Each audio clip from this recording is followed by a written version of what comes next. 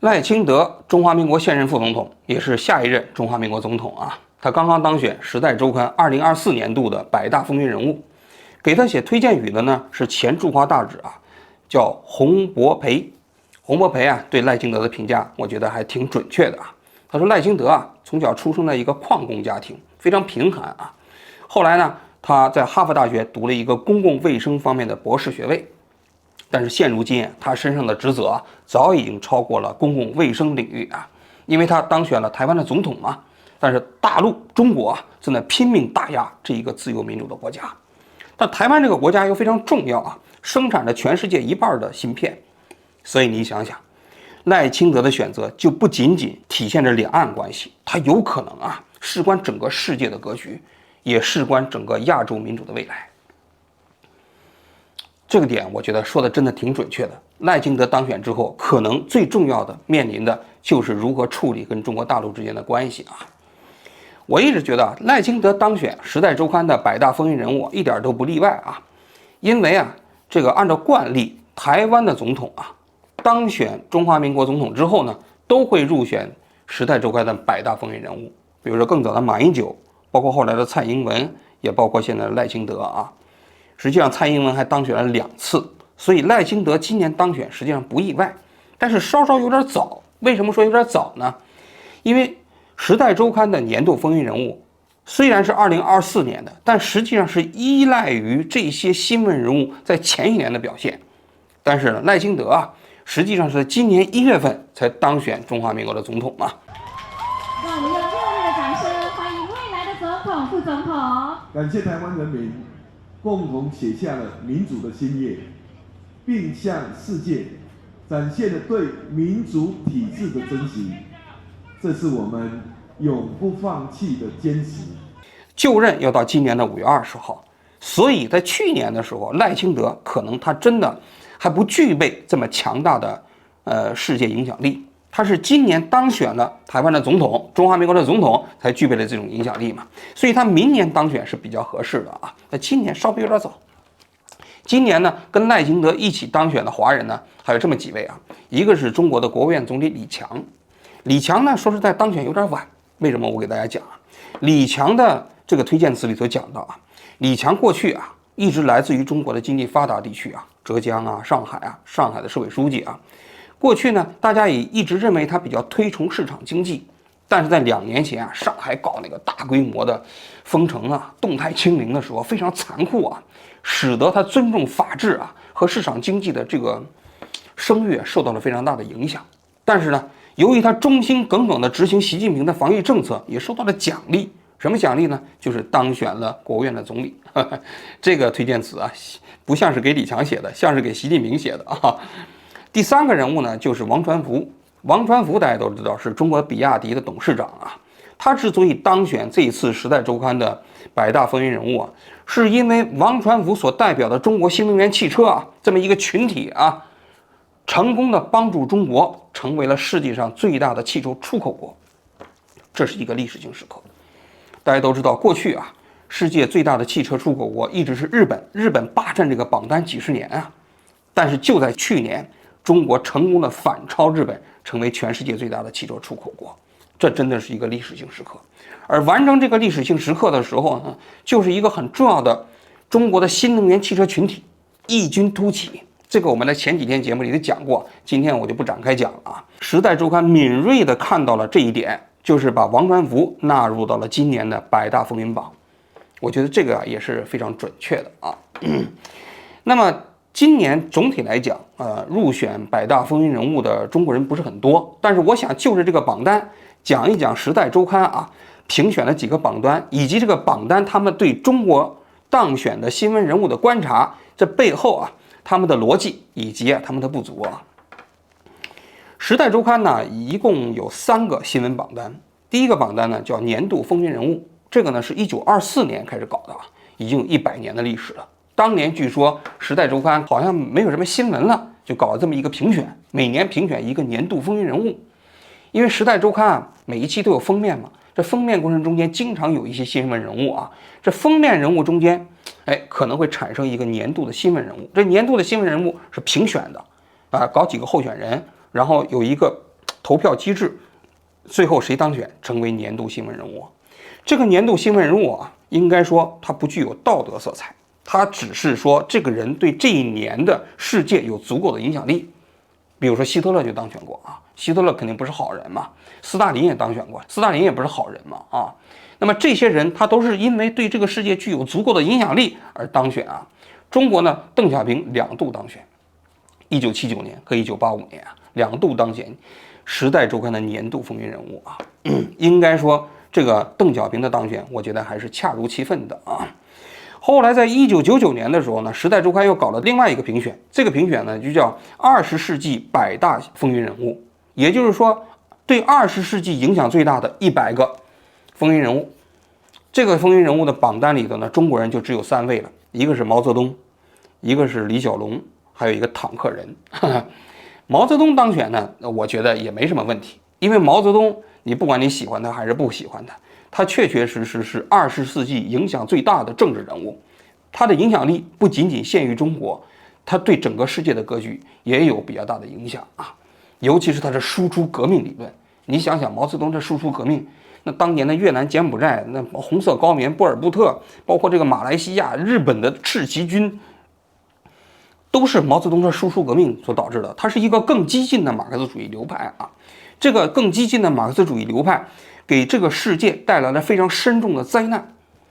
其实他更早的证明社会主义道路或者是共产主义是不可行的，更早的证明共产主义如果往前走，这个理论往前走，它的恐怖。所以毛泽东的贡献啊，他最大的贡献就是证明共产主义在整个人类社会注定是一场灾难，因为他比苏联搞的那一套共产主义还要激进嘛。所以毛泽东当选，我觉得没问题。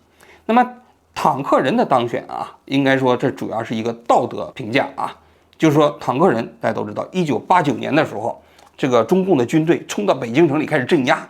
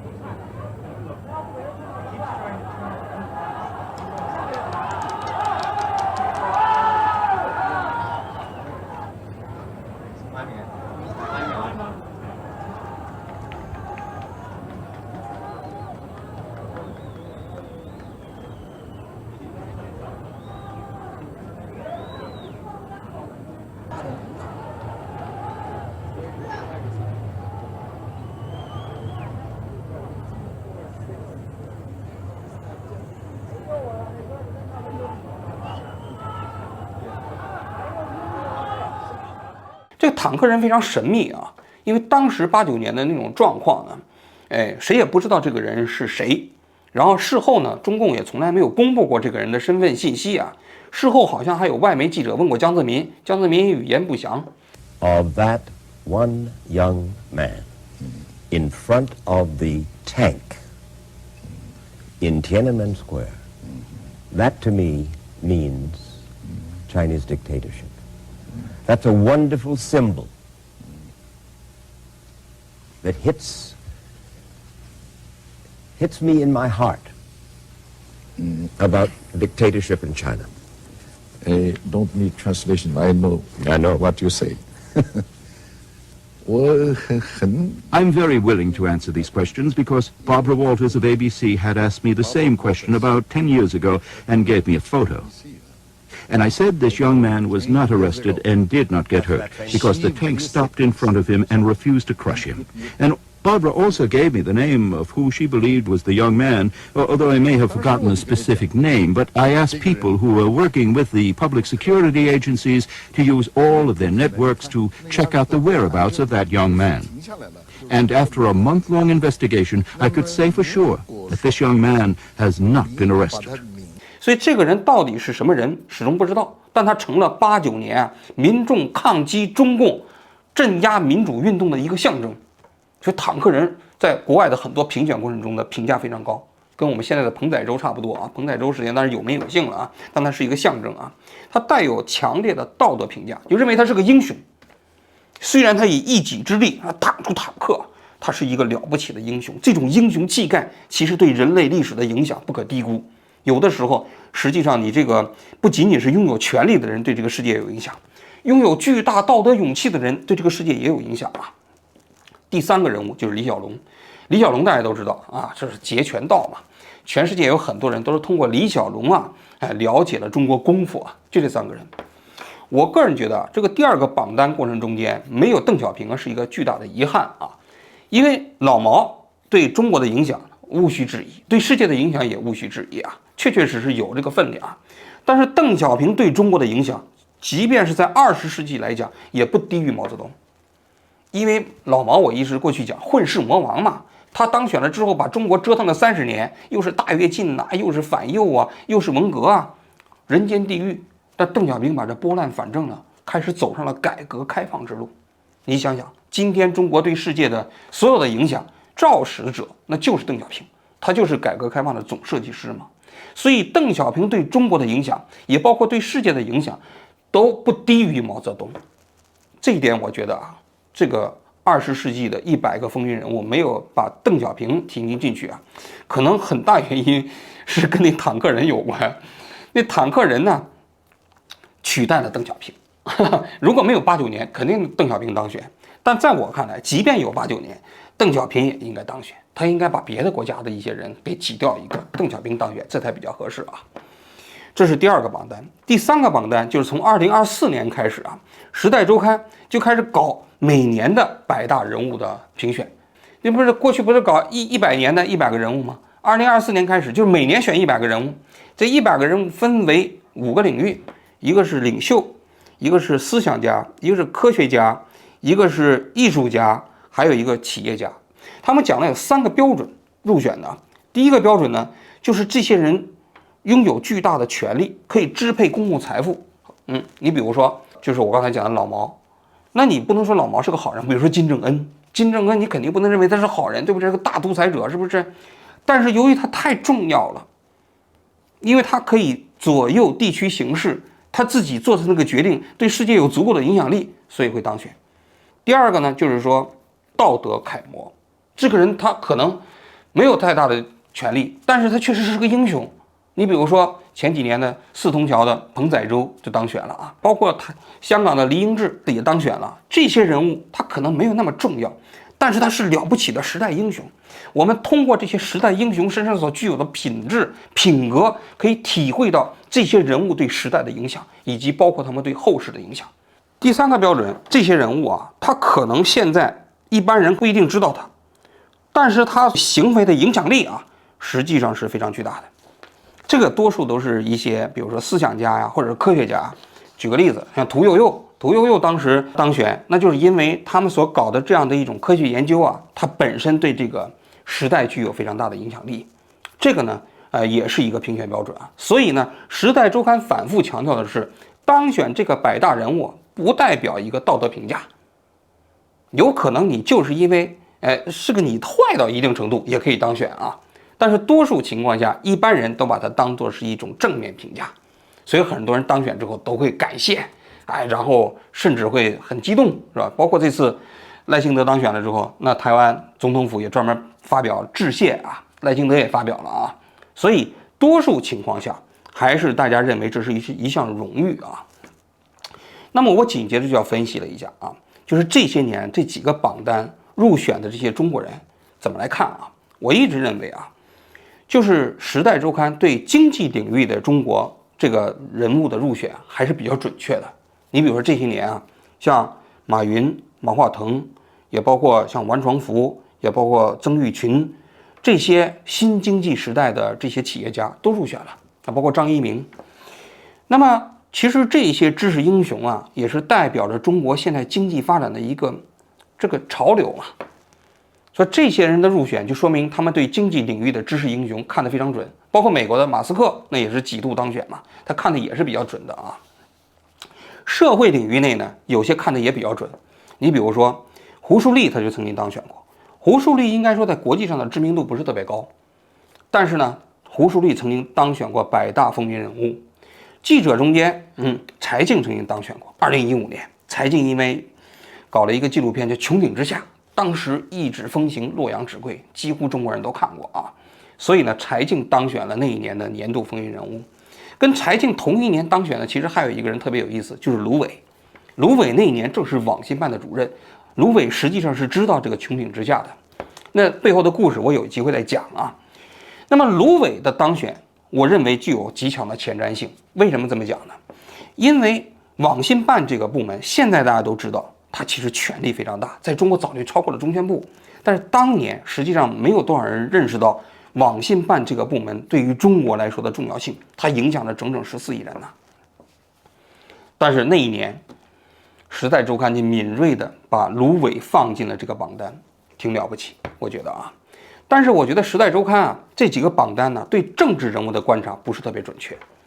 你比如说，习近平啊，从2009年到今年啊，他一共当选了13次，这点没问题，因为习近平确确实实是当今世界上啊最有影响力的政治人物，他是《时代周刊》中间的 No.1， 榜单中间的大哥一哥啊。因为这个所有的全世界的人物中间，自从有了2004年百大风云人物评选，习近平的入选次数最多。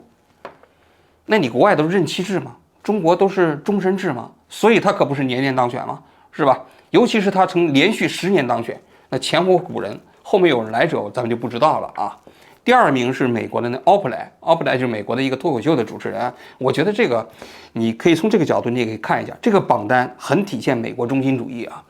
奥普莱虽然说挺重要的，但是你要说他11次当选这百大年度风云人物，我觉得那肯定是不太合适。奥巴马才7次嘛，那特朗普才1、2次嘛，对吧？你能说奥普莱的影响力比这个特朗普、比这个拜登还要大吗？我觉得这个存疑啊，我个人觉得存疑。虽然说他主持人来讲是没有任期制的，所以可以一直搞，但是他毕竟只是一个主持人嘛。所以我们说回到习近平啊，习近平的13次。每一次都有推荐语，这推荐语你现如今去观察的话，挺有意思的。你可以看到他们观察这些中国政治人物，他是不是准确。首先，习近平第1次当选是2009年，在前几次，也就是习近平没有就任国家主席之前，能够把习近平选上，那是眼光。但是给习近平写推荐语的都不是特别重要的人物，而且当时对习近平的评价也不是特别准确。你比如说，习近平的评价语中间。首先都看出来了，他可能是个接班人，这一点没问题啊。其次呢，在这评价语中间都提到了他的夫人彭丽媛，有一年的评价中间还讲到说他就是中国一个知名歌星的丈夫。你想想，习近平即将就任中国国家主席，但是《时代周刊》的推荐语中间把他称为中国一个著名歌星的丈夫，而不是以习近平自己的来评价。那你说准确不准确？我个人认为是非常不准确的。而且啊，习近平当时要当选的时候，这《时代周刊》的推荐语还说过一个笑话。他说啊，从邓小平之后啊，中国的每一届的国家领导人权力都比上一任要小。你看，江泽民比邓小平的权力要小嘛，然后呢，胡锦涛比江泽民要小嘛，所以呢，他就认为习近平将来的权力可能比胡锦涛权力还要小。而且他还说，这可能是一种社会进步啊。当然，这个以事后现在来看，那非常可笑，对吧？就是你等于用一个不完全归纳来得出了一个结论嘛。没想到现在习近平不但超越了几个前任，甚至超过了邓小平，他已经成为了继毛泽东之后中共领导人中间权力最大的一个人物啊。所以你可以看到，当年对习近平的观察，仅仅过了10年，我们再看已经非常非常不准确了，非常可笑了啊。那习近平当选之后啊，他写推荐语的这些人物都发生了变化，就开始找到了基辛格、洪博培，也包括这个陆克文，澳大利亚的前总理啊。这政治人物啊，对习近平的评价普遍比较高。你比如基辛格当时就讲了，他说，习近平上台之后啊，他一方面打击腐败啊，更重要的一点啊，就是中美这2个价值观有冲突的国家在竞争过程中间能不能完成合作。他说，习近平的选择将决定着2国的未来。当然说了一个问号。他说他的回答铿锵有力，这话其实挺意味深长的啊。也就是说，基辛格对习近平的评价是非常高的。然后呢，我觉得这个洪博培啊，对习近平的评价也非常准确。他说，习近平将会是中国第一个有史以来的世界级领袖。也就是说，你过去中国出现的那些政治领袖啊，无论是毛泽东啊，无论是邓小平啊，你都是区域性的，你了不起影响的也就是亚洲。老毛你搞输出革命也影响也就是亚洲，邓小平你就是把中国的经济搞起来也影响了不起也就是亚洲。但是习的当选，未来将会成为一个世界级的领袖，这一点预测我觉得非常准。洪博培这个人呢，曾经在中国当过驻华大使，当年中国的茉莉花革命的时候，他还到王府井去看热闹。是啊，走美国大使名好漂亮啊，对不对？你知道中国乱，你有什么办法？乱，就在这个美国大使，这是美国大使啊，美国大使啊，你们都不知道，你是装的不知道？好了，好了，看着明白装模是吧？我这是来看的，你看一看，装假。所以这个人对习的这个预测，我认为是非常准的。陆克文当时对习近平的这种评价呢，就说他想中华的那个伟大复兴，这个当时看的也比较准。但是从06年、07年以后啊，对习近平写推荐语的人呢，又不再是政治人物了，又都变成了一些专栏作家呀、咨询公司的人呢。除了一个外蒙古的前总统，他说习近平这个人他见过几十次，有几次还是单独见面，还非常平易近人啊，有什么要求都会满足。但是他不赞成习近平的少数民族政策，他说新疆有100万人关在那里，他完全不赞成啊。但其他的那些人主要就是批评习近平的这些防疫政策啊，还有清除异己啊，什么搞权力啊，什么之类的啊。但是我个人觉得啊，你看这个样本过程中间，你会发现这里中间有一些微妙的变化。按道理来讲，实际上对习近平的这种推荐，在我看来还是应该搞政治人物。政治人物比专栏作家看习近平要看得更准，这是第一点。第二点，我觉得习近平今年没有当选是绝对不应该的。为什么呢？因为今年也就是评价去年嘛，去年就是2023年呢。2023年是习近平第3个任期的第1年呐。这第3个任期的第1年，我过去节目反复讲过，这是打破共产党40年来的游戏规则啊，正式从任期制改成终身制的第1个任期啊的第1年呐。无论如何，这都是史无前例的一件事情。你不让习近平当选，说不过去。在我看来，你搞一个李强上来，说不过去，对吧？这个我觉得李强在今年当选远远不如习近平在今年当选理由充分，这是第一点。第二点，我刚才不是讲《时代周刊》有3个榜单吗？20世纪的100人咱就不说了，他现在除了20世纪的100人中间呢，他还有一个年度风云人物吗？年度风云人物就是每年评选一个啊。习近平虽然说13次当选了100大风云人物，但是特别有意思的是，他没有当选1次年度风云人物，这一点是明显不如邓小平啊。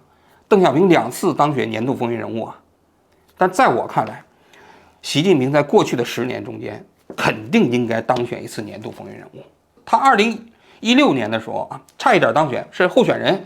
但是输给了米兔运动。那一年的这个新闻人物的当选是授予了一个社会运动，习近平落选了。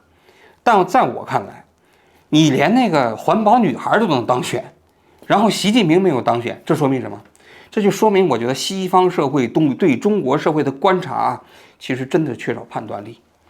我不喜欢习近平的内政和外交政策啊，但是他的这个存在你是不能忽视的。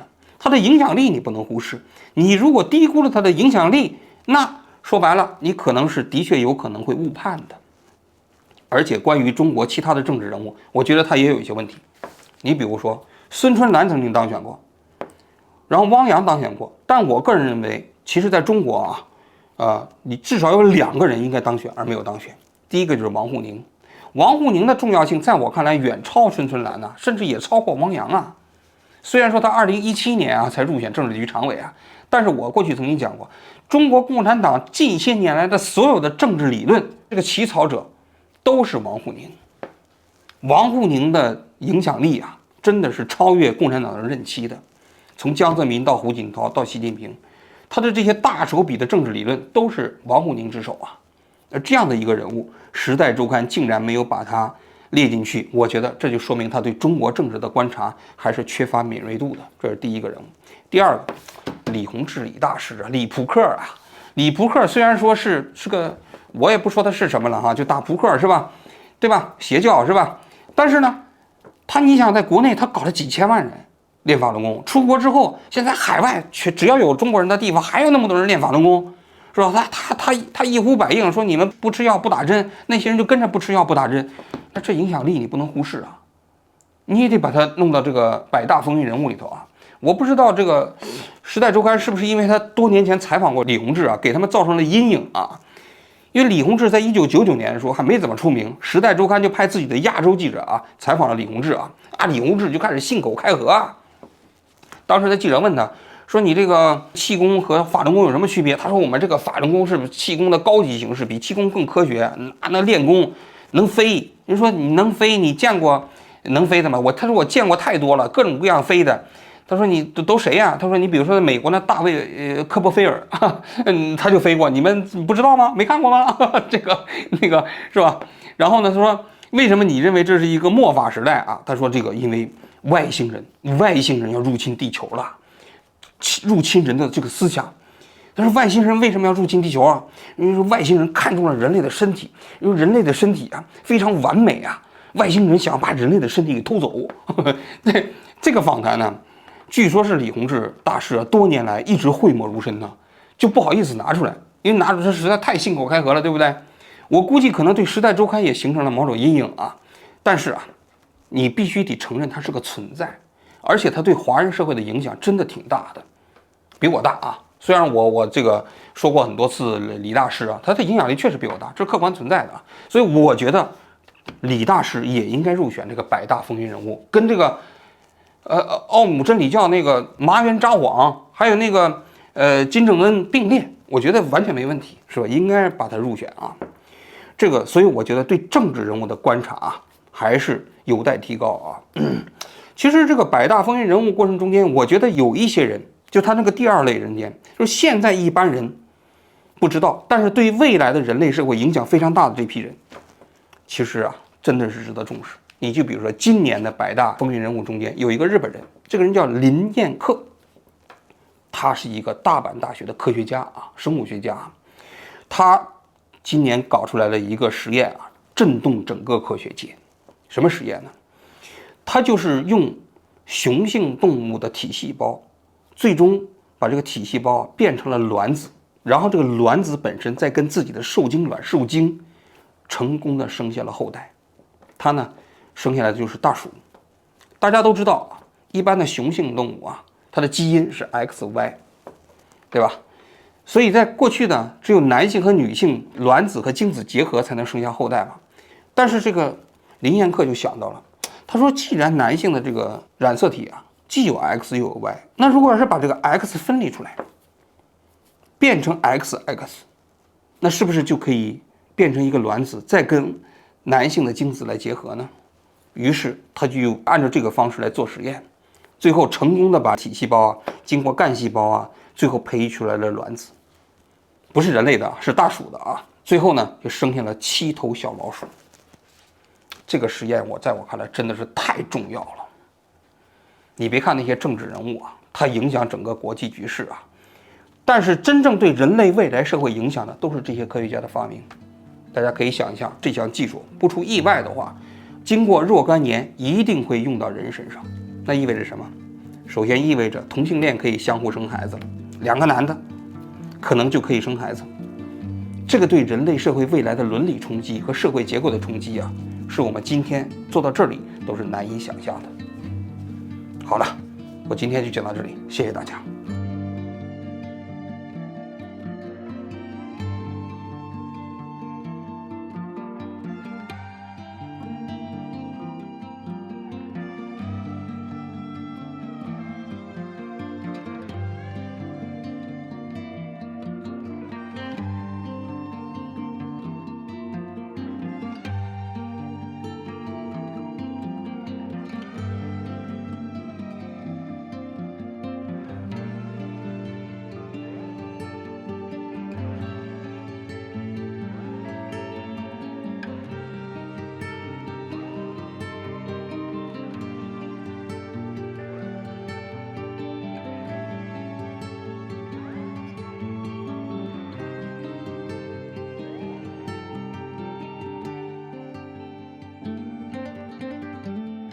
这个宇宙的年龄我最大，连我生生世世的父母都是我造的。